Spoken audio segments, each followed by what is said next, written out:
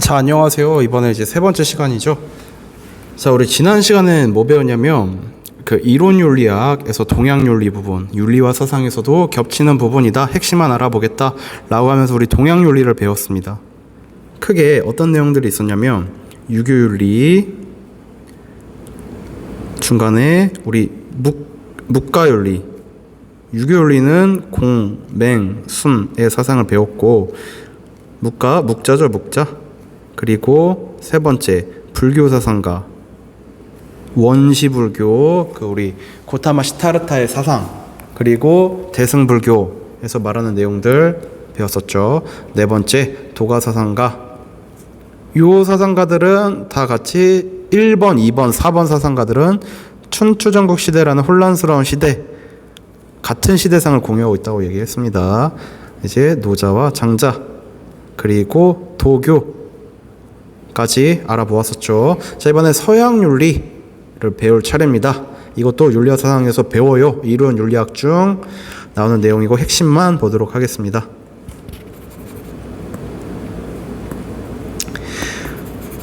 먼저 배울 건 우리 칸트의 사상입니다. 칸트의 사상. 의무론 중에서 칸트의 사상인데, 자, 우리 칸트는 지금 먼저 예시를 하나 말해드리고 갈게요. 두 명의 사람이 있습니다.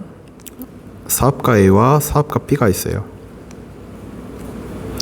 이 사람들은 다 똑같이 기업을 운영하면서 환경 보호를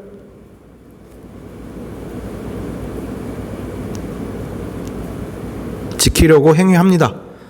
그런데 문제는 결과가 어떠냐면 사업가 A는 환경 보호를 못했고요.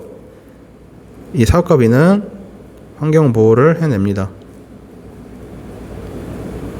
진짜 문제는 동기예요. 이 사업가 A는 이 환경 보호가 옳은 행위이니까, 인간으로서 해야 하는 의무이니까 또 선이지라고 표현하기도 합니다. 이거 뭔지는 좀 이따 배울게요. 그런데 사업가 B는 오로지 자기 이익만을 위해서 했던 행위예요. 이 중에서 누가 도덕적 행위를 한 것일까? 라고 했을 때 칸트는 이 사업가 A의 환경 보호 행위가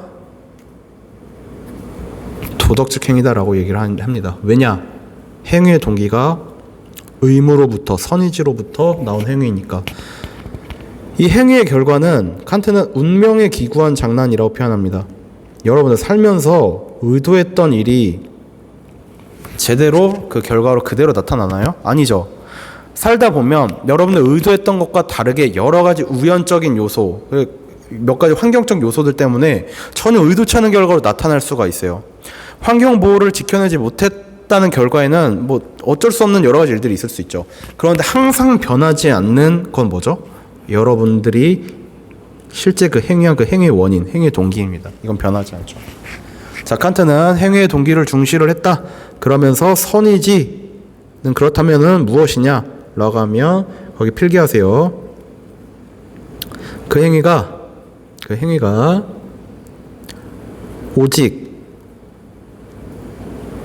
옳다는 이유만으로, 옳은 행위라는 이유만으로, 인간으로서 따라야 하는 의무라는 이유만으로 그에 따르려는 의지가 선의지입니다. 이렇게 표현을 하죠. 이 세계 막 어디에서도 아무런 조건 없이 선으로 간주될 수 있는 무조건적 선으로 간주될 수 있는 건 선의지뿐이다.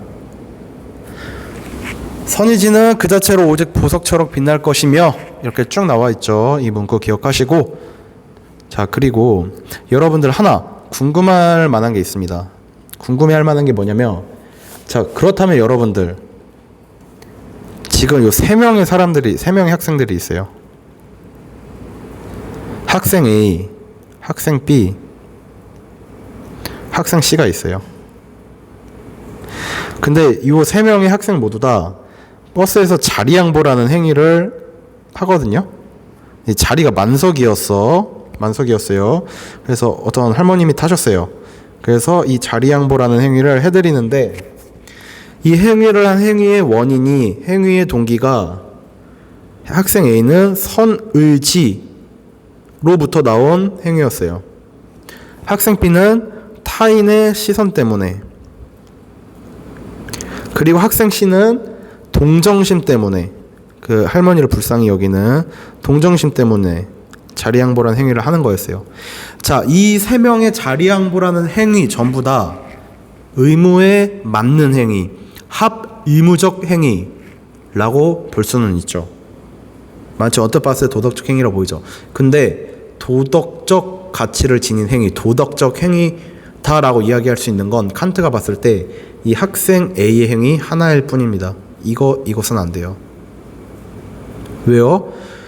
의무에 맞는 행위라는 것만으로는 아직 도덕적 행위다라고 말할 수 없고요. 의무에 맞는 행위 중에 의무로부터 나온 행위가, 즉 행위의 동기가 요 의무, 선의지로부터 나온 행위만이 도덕적 행위입니다. 왜냐? 자, 거기에 쓰세요.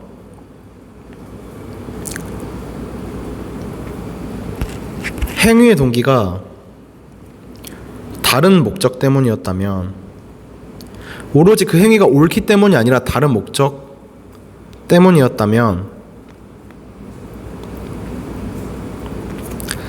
진정으로 옳은 것이 무엇인가에는 관심이 없고, 진정으로 옳은 것에는 관심이 없고,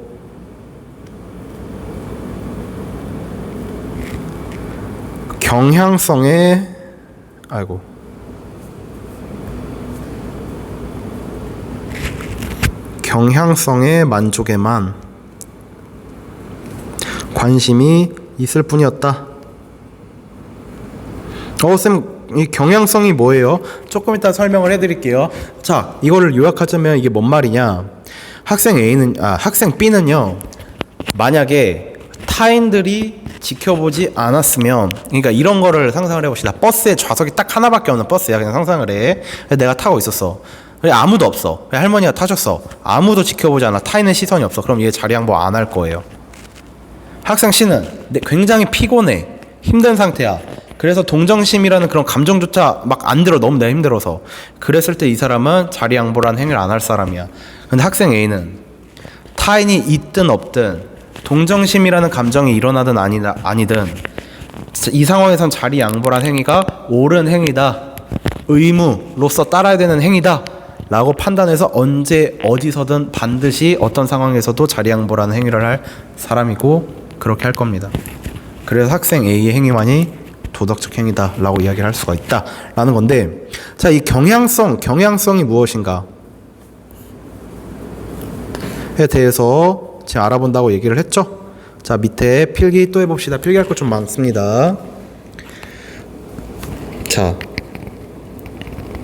행위를 할 때 크게 자연적 경향성에서 행위하기도 하고요. 어떤 행위를 실천할지 이성은 생각 능력을 말해요. 사고 능력, 생각 능력. 여기서 자연적 경향성은 우리의 어떤 순간적인 감정, 욕구, 충동, 본능을 이야기를 합니다. 감정과 욕구, 충동, 본능에 따라 사는 것, 즉 자연적 경향성에 따라 사는 것, 일단 동물이 그렇습니다. 그리고 여러분들 이거 기억하셔야 돼요. 칸트는 근대시기 사람이에요. 근대시기. 과학이 엄청나게 발전하던 시기예요. 중세시대. 신앙을 믿던 시대에서 이제 과학이 발전하던 시절이야. 그러니까 이 자연에 움직이는 모든 것들이 필연적 인과 법칙에 의해서 일어나기 때문에 우리는 그러한 자연 법칙을 좀 파악해야 된다 라고 그 당시에 이제 시대의 사상가들이 생각을 했고, 칸트도 생각했고요. 가끔 여러분들 이렇게 생각하는 사람들이 있잖아요.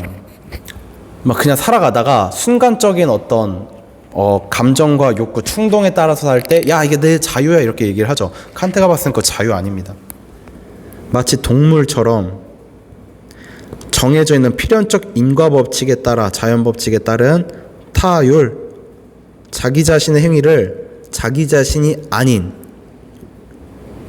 외부에 있는 이 법칙이 정했을 뿐에 불과한 겁니다. 그러면 도대체 자유는 뭔가요? 자, 지금 말하는 거 잘 들으세요. 물론 도덕은 아니지만 진정으로 자유로운 사람은 이런 사람입니다. 자기가 생각을 해요. 이성을 발휘해서 스스로의 어떤 삶의 기준과 원칙을 세워요. 그래서 그 기준의 원칙에 따를 때, 즉 자기가 세운 원칙에 자기 자신이 따를 때, 그때 진정으로 자유로운 사람이다 라고 보는 게 칸트입니다. 그렇기 때문에 실천 이성에 따라서 실천 이성에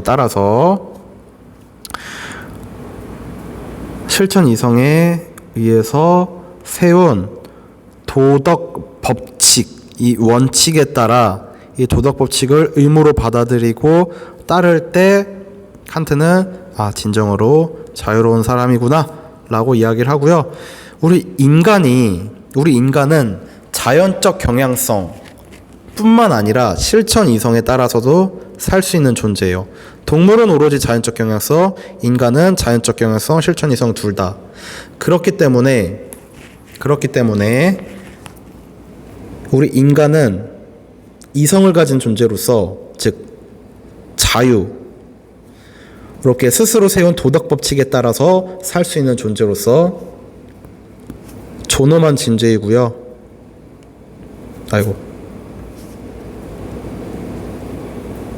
그렇기 때문에 인격이라고 부를 수 있고, 단지 물건으로서 대우받으면 물건으로 대우받지 말아야 되는 존재입니다.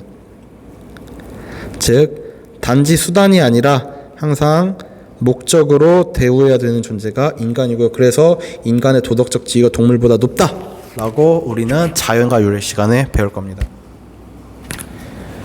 자, 근데 우리 여기서 알아야 될 게 있어요. 뭐냐면 인간은 자연적 경향성에 따라서도 살 수 있고 실천 이성에 따라서도 살 수 있다고 얘기를 했죠. 근데 엄밀히 말해서 실천 이성에 따라 살 때 진짜 자유로운 사람이다라고 얘기한다고 했죠.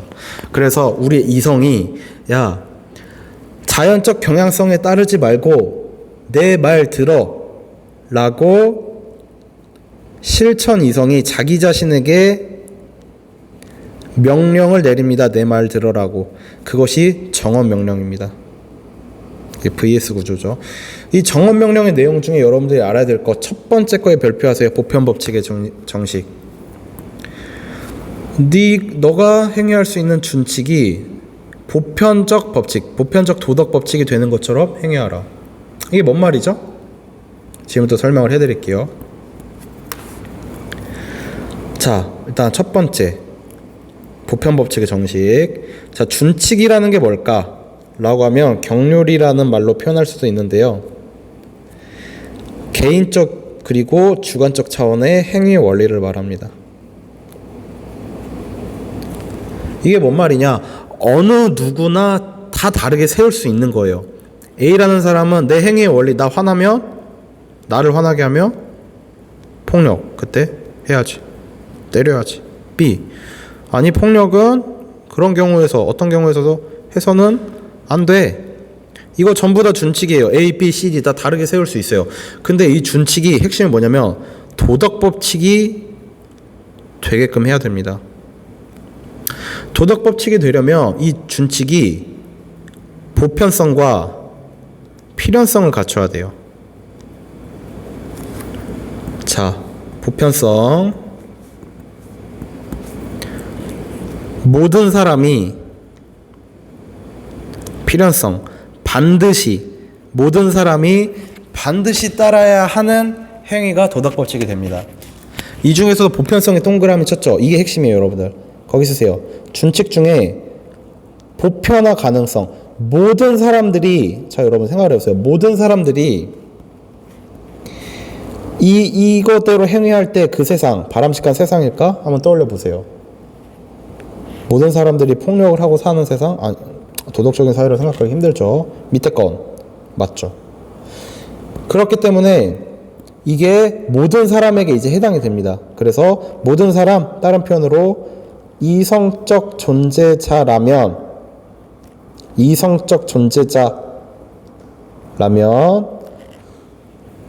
누구나 다 따라야 하는 도덕법칙이 될 수 있습니다. 근데 여기서 재밌는 거 여러분들, 지금 어떤 한 명의 사람, 이성을 가진 한 명의 사람이 도덕 법칙을 세웠죠. 근데 이 도덕 법칙, 나 말고도 모든 사람에게 적용된다, 보편성을 갖고 있기 때문에 라고 얘기를 했죠. 모든 사람, 나 자신도야. 그런데 이성을 가진 사람들이 도덕 법칙을 세울 때 다 보편성을 갖고 있다고 얘기를 했죠.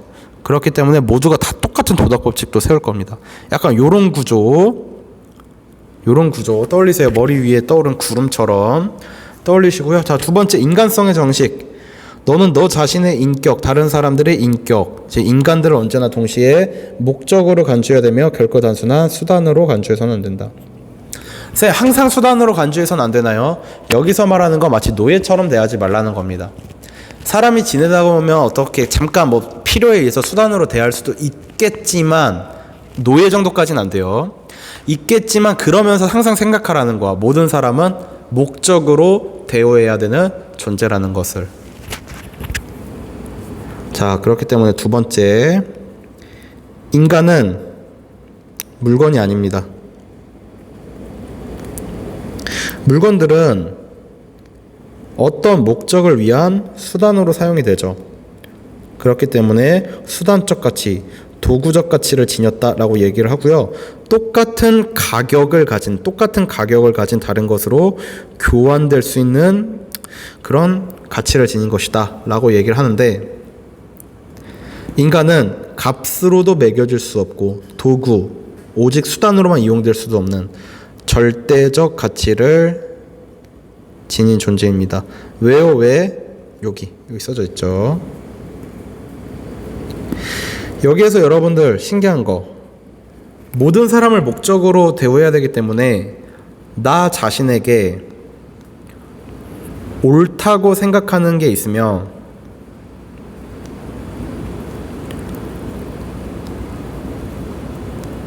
다른 사람들에게도 옳다고 생각을 해야 됩니다. 즉 나뿐만 아니라 다른 모든 사람, 이거 뭐와 통하죠? 모든 사람, 보편 법칙의 정식 떠오르죠. 그래서 보편 법칙의 정식에 쌤이 별표라고 했습니다. 이게 가장 핵심이라고. 칸트 이런 유명한 말을 하네요. 자, 두 가지, 저 하늘에 빛나는 별, 또 하나 내 마음 안에 있는 도덕 법칙. 이게 굉장히 존경스럽다. 자, 그 다음에 하나 더. 우리 실천 우리 이성이 자기 자신에게 명령을 내릴 때, 야, 내 말 들어 라고 명령을 내릴 때, 아까 우리 정언 명령만 봤는데 사실은 가언 명령이라고는 것으로 명령을 내릴 수도 있다고 봅니다. 거기에 조건적이라고 쓰세요. 정언 명령 밑에는 무조건적이라고 쓰세요. 이 말이 뭔가요? 라고 하면 가언 명령은 만약 뭐뭐라면 뭐뭐하라 의 형식으로 자기 자신에게 명령을 내립니다. 그리고 정언 명령은 뭐뭐 하라, 만약 뭐뭐라면이라는 if절이 안 붙어요. 즉, 이 가언 명령은 어떤 목적,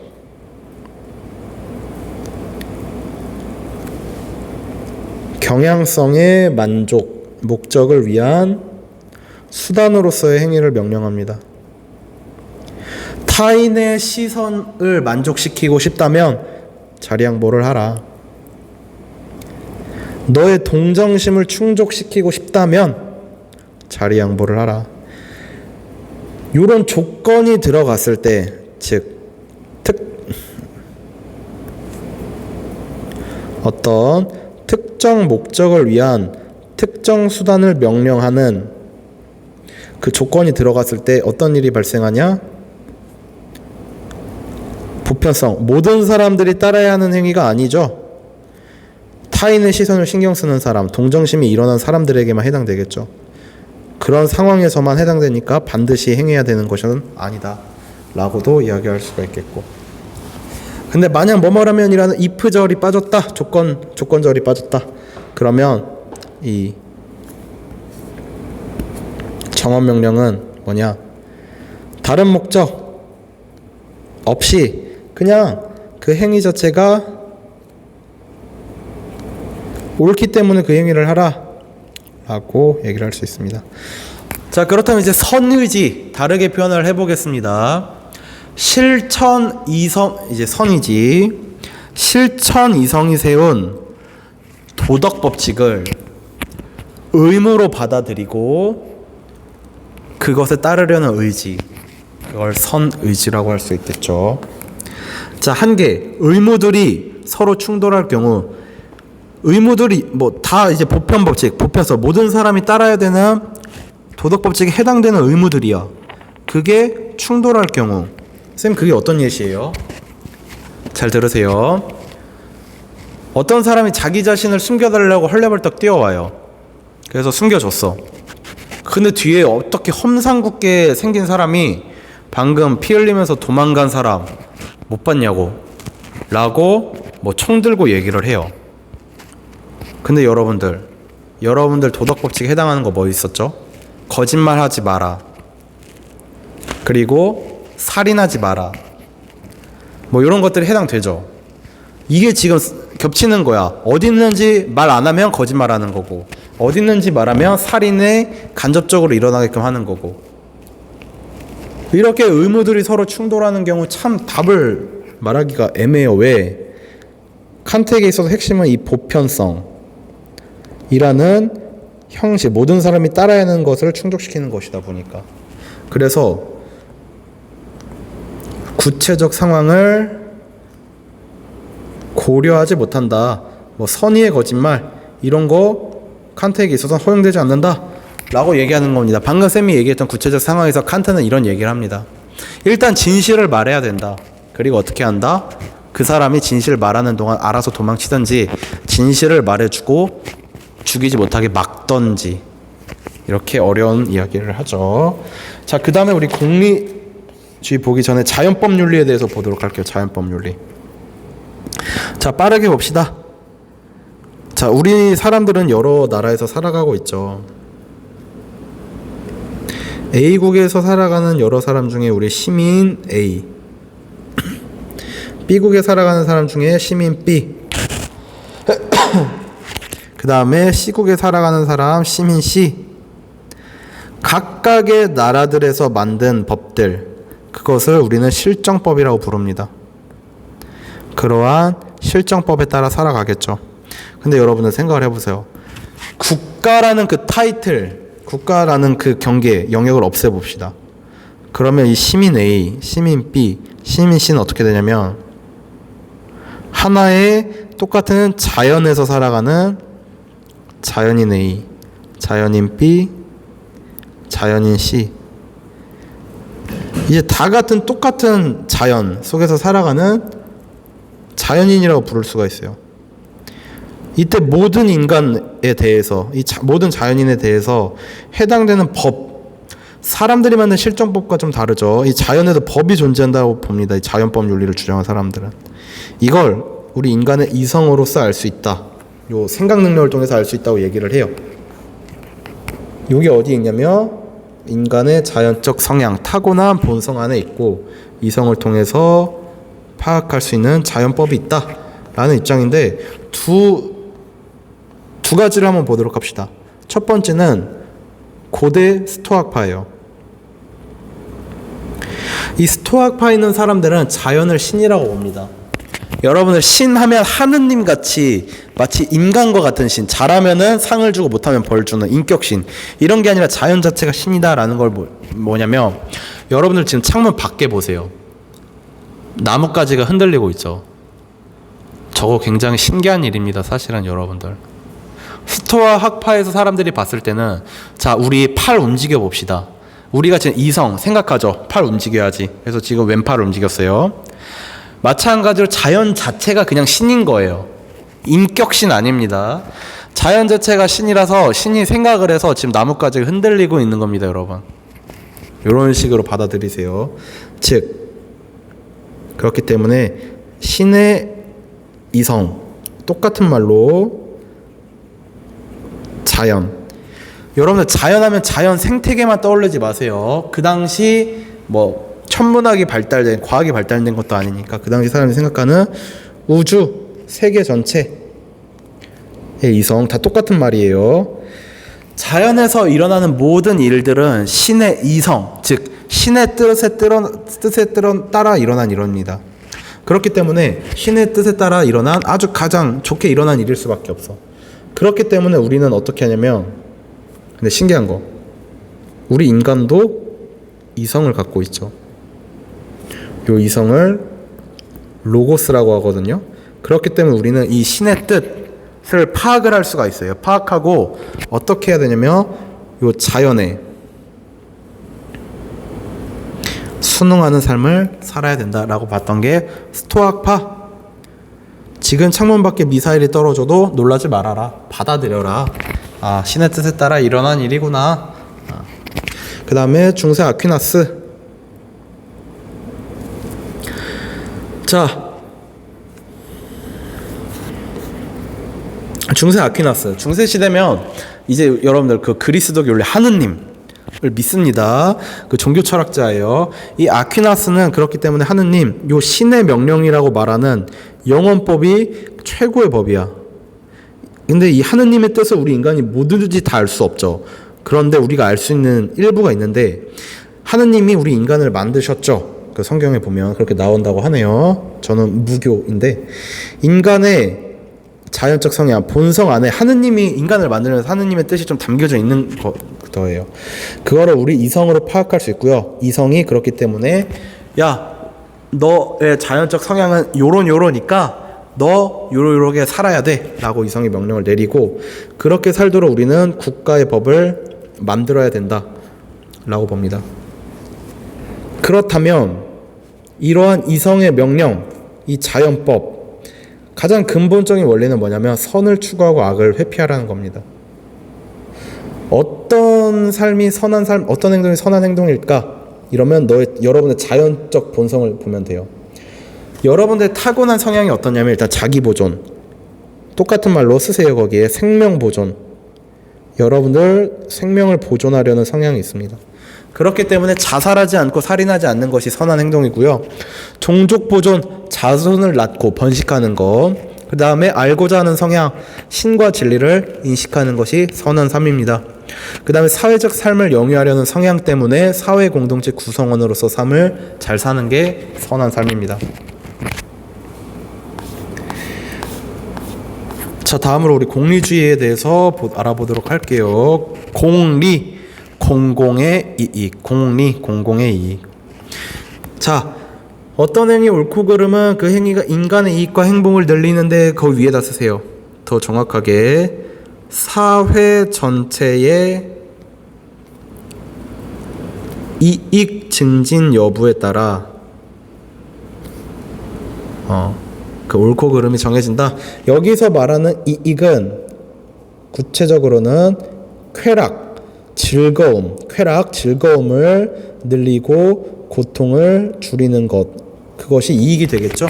그것을 이야기를 합니다. 이 공리주의를 정립한 학자 벤담, 그리고 제레미 벤담의 사상을 이어받은 존 스튜어트 밀이 있는데요. 일단 벤담의 사상부터 알아봅시다. 벤담은 이렇게 얘기를 해요. 인간은 타고나길 쾌락을 추구하고 고통을 회피한다. 인간 누구도 행위의 동기, 행위의 원인은 뭐냐면 쾌락 추구, 고통 회피다. 거기에서 나아가서 생각하면, 그렇기 때문에 쾌락은 인간에게 좋은 것, 선한 것이고, 고통은 악한 것이다, 나쁜 것, 악한 것이다 라고 이야기를 합니다. 그리고 이러한 쾌락은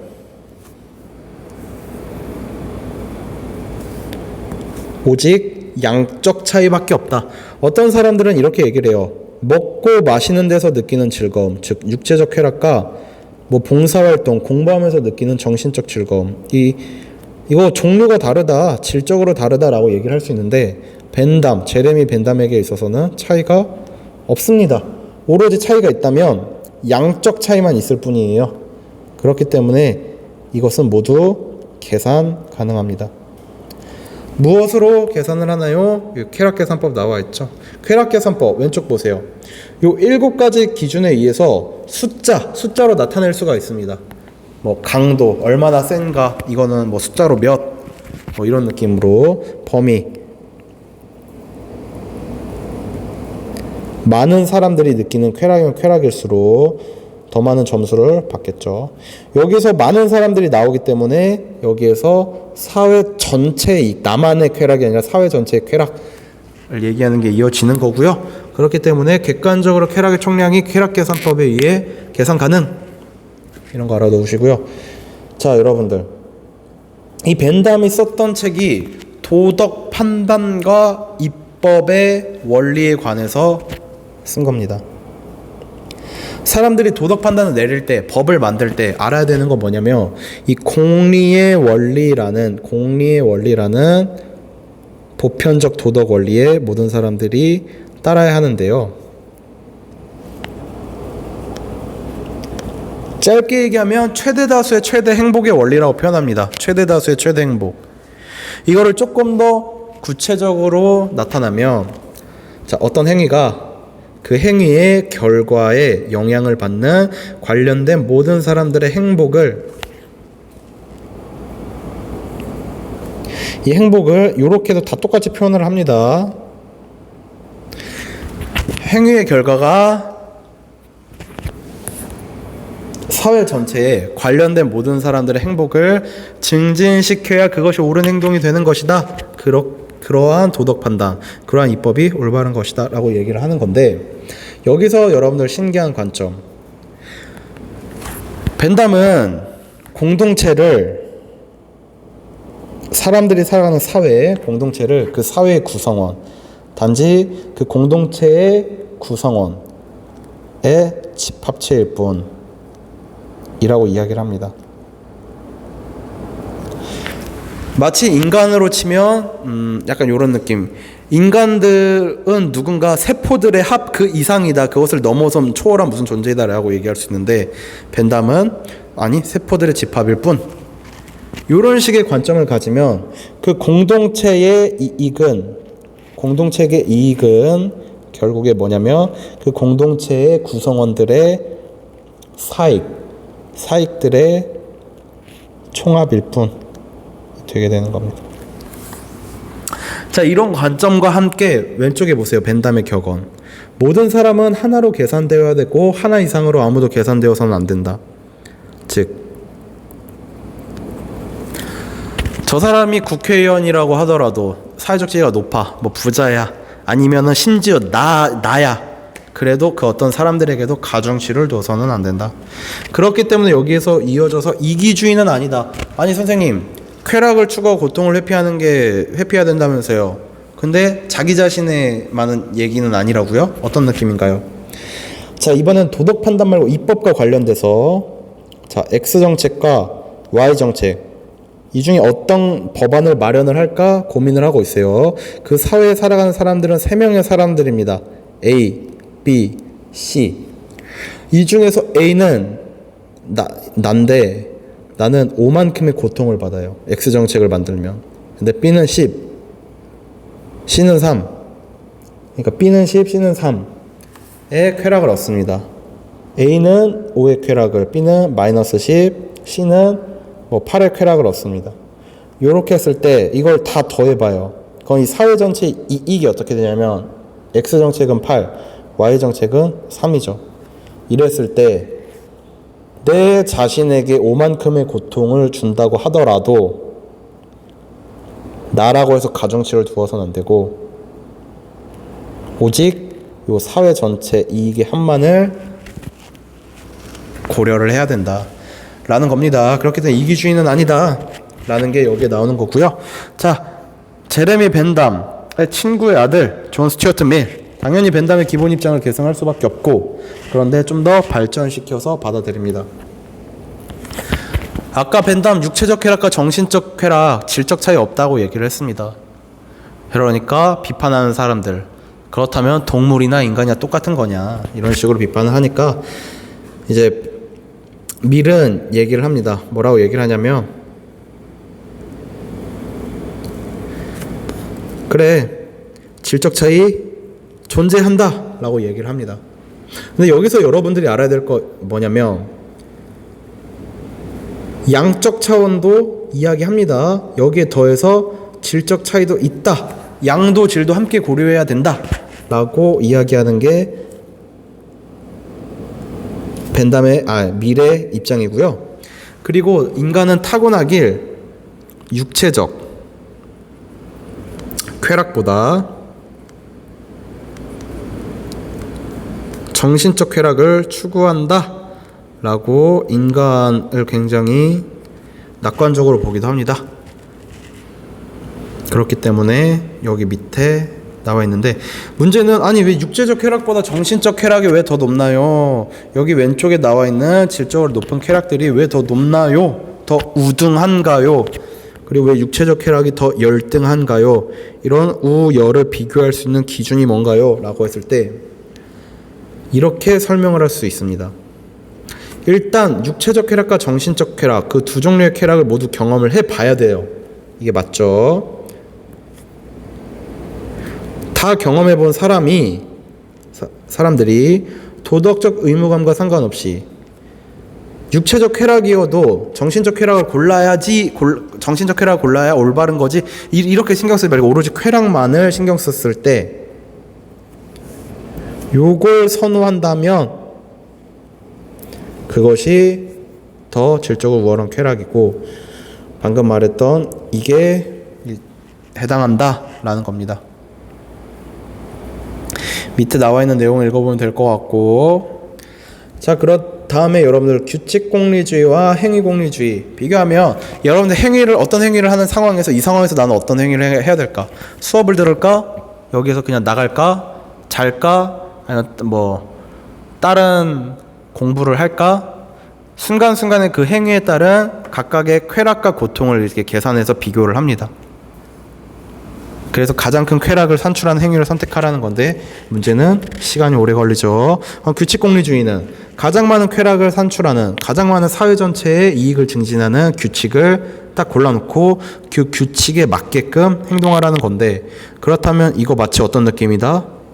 마치 의무론, 규칙에 따라야만 한다, 약간 이런 느낌이지 않을까? 물론 가장 최상의 원리로 공리의 원리가 있긴 하죠. 자, 여기까지 공리주의 마칠게요.